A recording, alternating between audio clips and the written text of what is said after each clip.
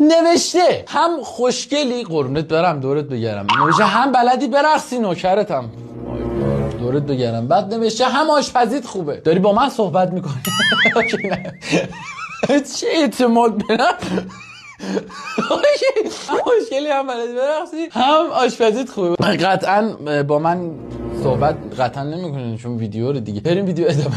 بیا کنارم سر به ناز بی تو. خودش داره میگه، من چه خوش خیالم با خودم دارم حال میکنم.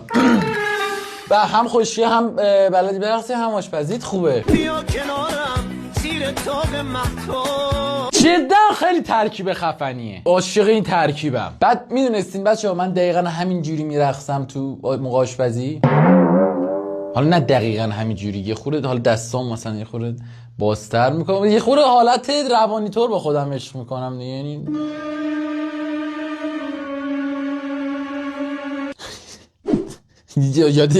یاد یه چیزی افتادم اصلا. داشتم پیروز ول کنیم آبرو خودت چرا میخوای ببری؟ آقا بذار بگم من پیروز یا پس پیروز داشتم آشپزی میکردم روانی آخه آشپزی کردم، قابلمه داغ گذاشتمش روی زیر قابلمه‌ای که نسوزه زیرش، بعد خودم گذاشتم جای یه آشپز که داره نظر یه عده‌ای رو میپرسه. خب پیشمن رو بدنم بود، پرسیدم که غذا چطوره جناب؟ ای قدرت شیشه.